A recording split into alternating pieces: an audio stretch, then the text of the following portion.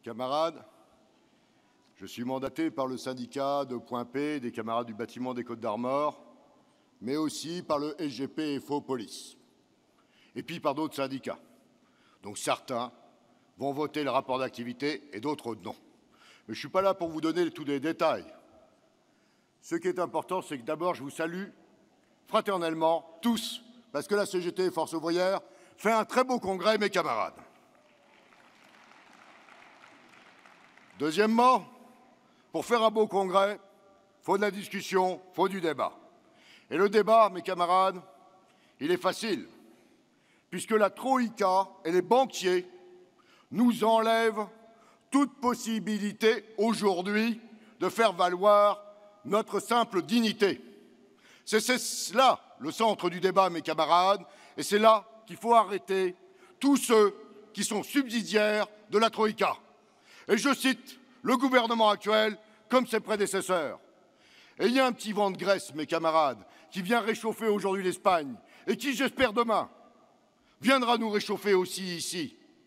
Oui, mes camarades, il nous faudra continuer, nous, CGT FO, et je le dis CGT FO, d'ailleurs je souhaiterais, mon camarade secrétaire général, que CGT FO soit inscrit sur cette grande page qui est derrière moi.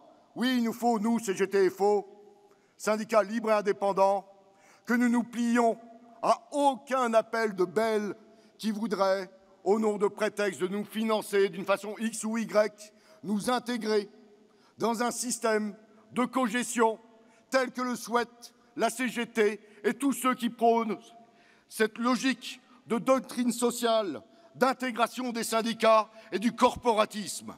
C'est contre ça, mes camarades, que nous devons combattre, contre le corporatisme, contre cette logique insupportable qui voudrait que demain, vous soyez amenés à faire partie de conseils d'administration où vous n'auriez rien le droit de faire que de hocher la tête.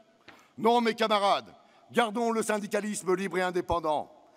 N'admettons pas la pression de la loi 2008. Bien évidemment, partout gagnons les élections et continuons à demander l'abrogation de cette loi inacceptable.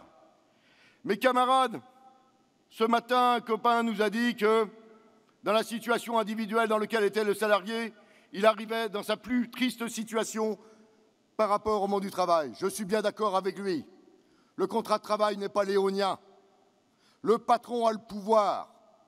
Opposons-lui ce que Léon Jouot et Bautreau disaient, c'est-à-dire la force collective d'être ensemble pour avoir des assemblées générales qui déterminent notre mandat et nos résolutions. Et c'est dans la culture du mandat que nous pourrons combattre et que nous les ferons reculer.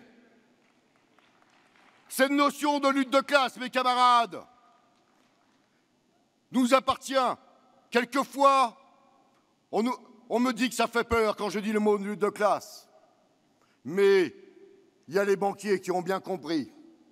Et j'ai entendu dernièrement quelqu'un de chez Goldman Sachs qui disait « La lutte de classe, on la connaît bien, et c'est notre classe qui gagne. » Eh bien, on va lui opposer la résistance. Mes camarades, on a su, avec intelligence, résister en Bretagne. Moi, je suis dans les Côtes d'Armor. Mais il y avait 4 UD qui ont dit non au pacte d'avenir. Parce que sous le pacte d'avenir, c'était le droit à l'expérimentation. Et le droit à l'expérimentation, c'était casser les cotisations sociales. C'était faire du faux salaire net. C'était faire de la démonstration même que pour lutter contre le dumping social, ils allaient créer le dumping entre les boîtes. Eh bien, je suis fier que la Confédération ait dû dire non à la conférence sociale et au pacte de responsabilité. Oui, mes camarades. Mais ce non-là, il est délicat. Parce que les pactes d'avenir, les pactes de responsabilité prennent de nombreux noms. Ils se déguisent sous des voiles. Et les voiles, vous allez les trouver avec GPEC de territoire et je ne sais quoi dans l'explosion de la cadre de la République. Et c'est dans cette explosion du cadre de la République qu'ils vont vouloir vous intégrer, en voulant faire de vous des professionnels du syndicat, ce que nous ne serons pas et nous ne serons jamais. Oui, mes camarades, nous resterons des militants de la classe ouvrière et nous refuserons que la République, qui pour nous doit être une indivisible, explose. Et nous refuserons de participer à choisir la couleur des murs de ces nouveaux découpages. Et par humour, on s'aperçoit que la région d'où je viens, elle est restée à 4 départements. Pourquoi ils voudraient que ces Bretons fassent partie des peuplades qui revendiquent une je sais pas quoi?